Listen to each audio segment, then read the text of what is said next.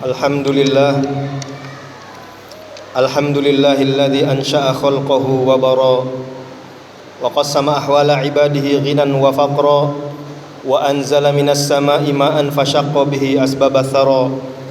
Ahmadu rabbi subhanahu alladzi ya'lamu ma fawqal ardi wa ma tahtas thara wa la yaghibu an ilmihi dabibun namli fil laili idza asra. Subhanahu alladzi sabbahat lahu samawati wa amlakuha wan nujumu aflakuha wal anharu asmakuha wal biharu wa hitanuha. Ashhadu an la ilaha illallah wahdahu la syarika lahu wa ashhadu anna Muhammadan abduhu wa rasuluhu safiyuhu wa khaliluhu wa khiratuhu min khalqihi wa aminuhu ala wahyihi. Arsalahu rabbuhu rahmatan lil alamin wa hujjatan ala ibadihi ajma'in. Fahadallahu bihi minad dhalalah wa bassara bihi minal jahalah. Fakassara bihi ba'dal qillah wa aghna bihi ba'dal ilah. Allahumma salli wa sallim wa barik wa zid wa an'im ala habibina wa syafi'ina wa maulana Muhammadin wa ala alihi tayyibin tahirin wa ashabihi ghurral mayamin wa man tabi'ahum bi ihsanin ila yaumiddin. Amma ba'd. Ibadallah, usikum wa iyaya nafsi bitaqwallah faqad fazal muttaqun. Qala Allah ta'ala fil Qur'anil Karim, a'udzu billahi minasy syaithanir rajim. Ya ayyuhalladzina amanu taqullaha haqqa tuqatih wa la tamutunna illa wa antum muslimun. Hadirin sidang Jumat yang dimuliakan Allah Subhanahu wa taala. Suatu ketika Nabi kita Nabi Muhammad sallallahu alaihi wasallam datang ke sebuah rumah untuk melamar putri yang punya rumah. Beliau datang bukan untuk melamar bagi dirinya, tapi melamar untuk salah satu sahabat Nabi Muhammad sallallahu alaihi wasallam yang bernama Julaibib radhiyallahu taala anhu. Julaibib ini terkenal dengan miskinnya. Kemudian Nabi Muhammad SAW melamar putri kedua orang tua yang punya rumah tersebut. Bapak putri tersebut kemudian mengatakan kepada Nabi Muhammad SAW, hatta astamiro ummaha, aku akan bermusyawarah dulu dengan ibunya. Ketika bermusyawarah antara suami dan istri, istri mengatakan, la wallahi inna qad mana'naha fulanan fulanan fulana.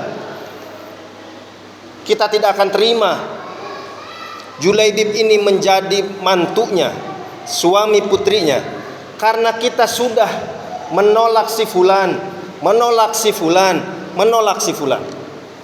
Banyak orang yang lebih kaya dari Julaibib datang melamar putrinya, ditolak oleh kedua orang tuanya. Dari balik kamar, sang putri bertemu, keluar menemui kedua orang tuanya, lalu mengatakan, hal tarudduna amro Rasulillahi sallallahu alaihi wasallam fa in kana qad radiyahu lakum fankihuhu. Apakah kalian berani untuk menolak perintah Rasulullah sallallahu alaihi wasallam? Jika Rasulullah sallallahu alaihi wasallam sudah rela, ridho dengan pilihannya, maka nikahkanlah ia denganku. Lalu bapak tersebut datang menemui Rasulullah sallallahu alaihi wasallam, in kunta qad raditahu lana fanardahu, jika engkau telah meridhoi pilihanmu wahai Rasulullah untuk putri kami, kami pun akhirnya ridho menerima pinangan Rasulullah sallallahu alaihi wasallam. Jawaban Nabi, inni ardahu, aku telah meridhoi Julaibib untuk meminang putri yang punya rumah tersebut. Setelah diadakan pernikahan, gegerlah penduduk kota Madinah karena putri orang kaya tersebut akhirnya dinikahkan kepada orang yang miskin. Orang seperti Julaibib ini nyaris luput dari perhatian orang-orang penduduk Madinah. Tidak pernah dipikirkan, tidak pernah diperhatikan, bahkan namanya pun tidak terkenal di kalangan penduduk Madinah. Sampai pada suatu hari, ketika peperangan terjadi, banyak yang terbunuh dari kalangan para sahabat Nabi Muhammad SAW. Lalu pasukan sahabat Nabi datang menghadap kepada Rasulullah SAW. Lalu Nabi bertanya kepada para sahabat yang masih hidup, hal tafqaduna min ahad?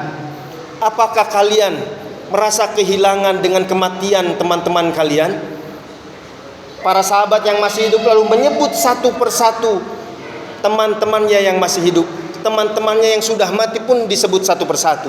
Kami kehilangan fulan, kami kehilangan fulan, kami kehilangan fulan. Nama Julaibib tidak disebut oleh para sahabat Nabi Muhammad SAW. Lalu Nabi bertanya satu kali lagi, hal tafqaduna min ahad? Apakah kalian merasa kehilangan seseorang? Setelah dilihat kanan kiri, tidak diingat oleh para sahabat, tidak disebut nama Julaibib radhiyallahu taala anhu. Lalu Nabi mengatakan, lakinni afqadu Julaibiba. Tapi aku merasa kehilangan Julaibib. Mana tidak tampak Julaibib di hadapanku. Fatlubuhu, kata Nabi SAW, carilah oleh kalian Julaibib.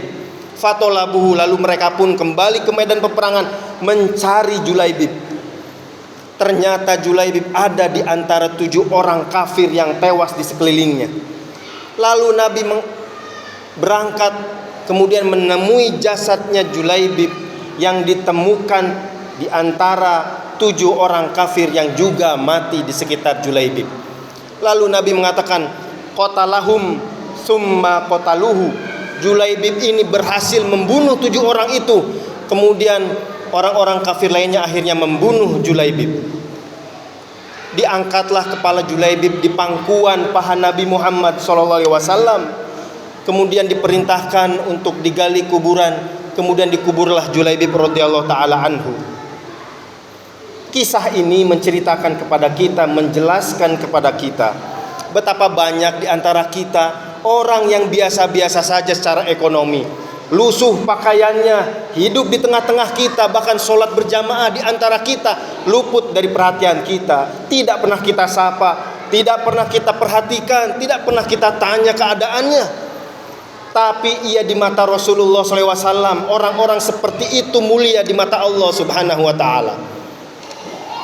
Ternyata standar kemuliaan itu bukan terletak pada hartanya, banyak atau sedikit hartanya.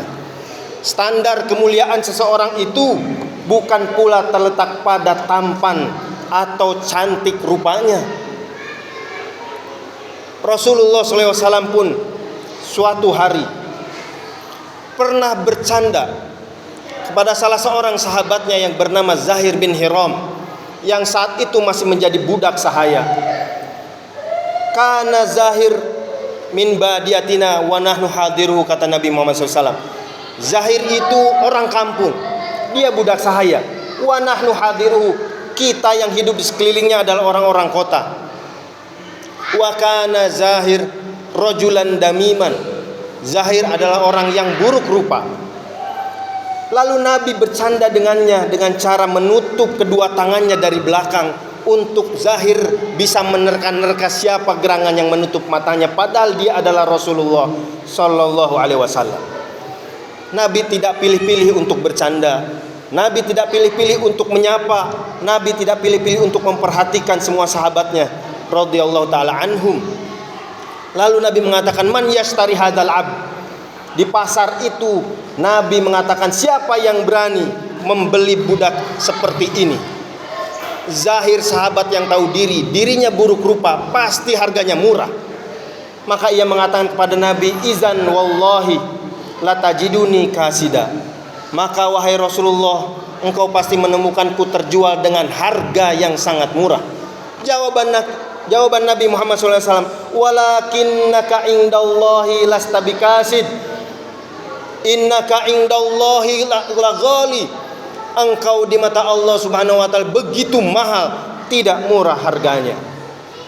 Standar kemanusiaan, standar kemuliaan yang ada pada diri seseorang tidaklah diukur dari muka atau rupanya, ganteng atau tidaknya, cantik atau tidaknya. Standar kemuliaan pada diri seseorang bukan pula terletak pada kekuatan tubuhnya. Apakah semakin kuat semakin dihormati? Tidak. Apakah semakin lemah semakin tidak diperhatikan? Tidak. Sahabat Nabi yang bernama Abdullah ibnu Mas'ud radhiyallahu taala anhu suatu ketika pernah menaiki pohon arak yang ranting-rantingnya suka dipetik kemudian dijadikan siwak oleh Nabi Muhammad SAW. Tersingkap gamisnya Ibnu Mas'ud sampai terlihat betisnya kurus, pertanda kalau Abdullah ibnu Mas'ud itu orang yang lemah. Badannya, perawakannya kurus, kecil, sampai para sahabat Nabi menertawakan fisiknya Abdullah ibnu Mas'ud. Ditanya oleh Nabi Muhammad SAW, mimma tadhakun, dari apa kalian tertawa? Kenapa kalian tertawa? Apa yang menertawakan? Kunna nadhaku min diqqati saqaihi ya Rasulullah. Kami tertawa karena kecil betisnya Ibnu Mas'ud wahai Rasulullah SAW. Nabi Muhammad SAW kemudian menjawab, lahuma athqalu fil mizan yaumal qiyamati min Uhud. Perawakannya Ibnu Mas'ud yang kecil itu, kedua betisnya Ibnu Mas'ud yang kecil itu pada hari kiamat sungguh lebih besar, lebih berat timbangannya dibandingkan timbangannya gunung Uhud yang begitu besar. Rasulullah SAW dari cerita tadi ingin menjelaskan kepada kita semua bahwa manusia semuanya sama di mata manusia yang lainnya, tidak berbeda berdasarkan harta, tidak berbeda berdasarkan rupa, tidak berbeda berdasarkan fisiknya. Standar kemuliaan seseorang yang harus kita jadikan sudut pandang ketika menilai seseorang adalah kemuliaannya di mata Allah Subhanahu wa taala, adalah kedekatannya dengan Allah Subhanahu wa taala, dinilai dari ketakwaannya kepada Allah Subhanahu wa taala.